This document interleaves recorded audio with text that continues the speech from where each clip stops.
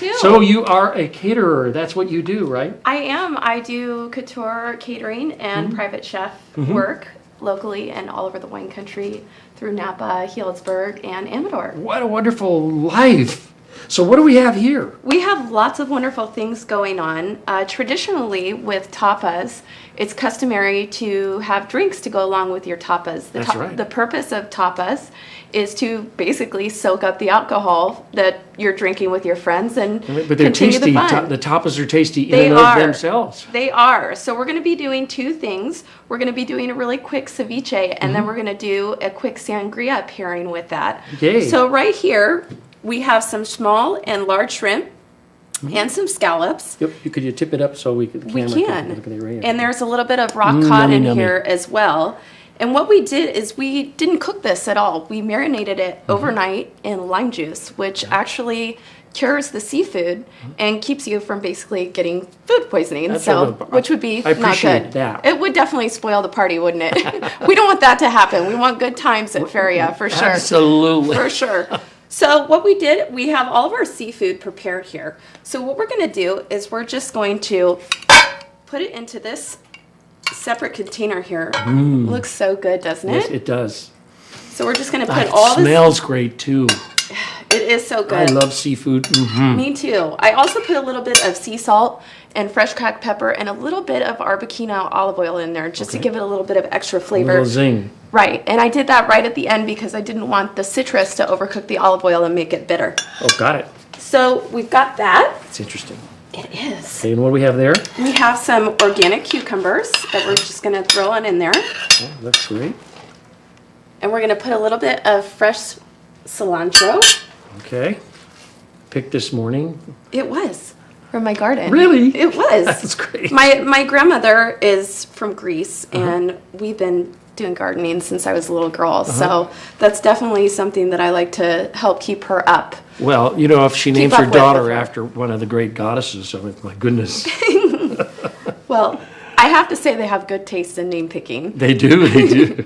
So we've got a little bit of fresh cilantro We had in Athena, there. we had Eurydice here earlier, and now we have Athena. I know. How perfect is that? We have a Greek themed show. We're doing Absolutely. Spanish food, but we've got Greek drama and we've got the Greek chef. So it's perfect. Right. So we've got a little bit of fresh lime juice. We're just going to put a little bit extra just to give it a little fresh flair. Okay, And some more sea salt. okay. Wow. Just a light dressing of sea salt and a little bit more fresh cracked pepper. And we're just going to give it a little whirl here, and we're going to let it sit for a second while we make our sangria. Do the Greeks make something like this, though? We Could do. They have to. I mean, it's all of this. All those things are We do. there.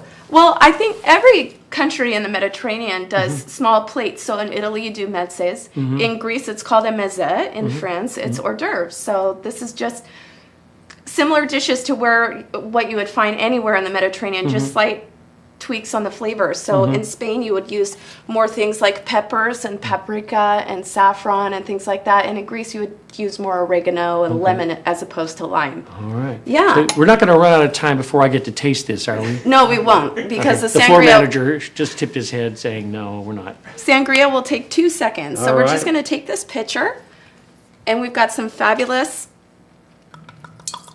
Spanish white wine, and we're just going to throw a little bit in there.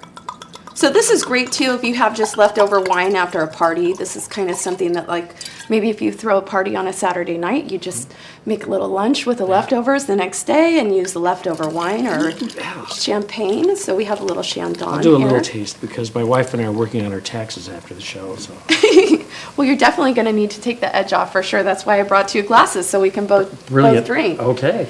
So we have some fresh mangoes here. So we're just going to throw those in there as well. Just get that going. It's all loving in there, isn't I it? can see it. I can hear it. It's going to taste so good too with the ceviche. We have a little bit of fresh pineapple. You can hear Be it. moving. fantastic. And then we have some Muscat grapes that we're going to throw in there. Okay.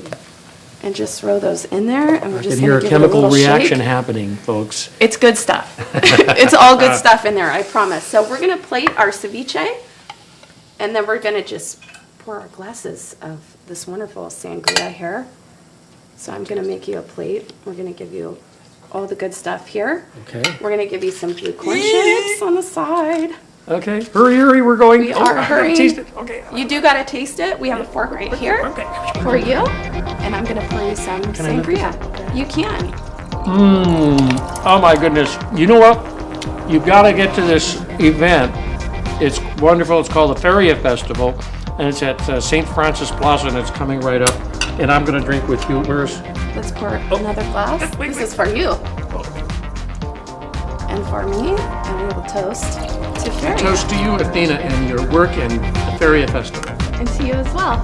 Thank you. All right, here we go.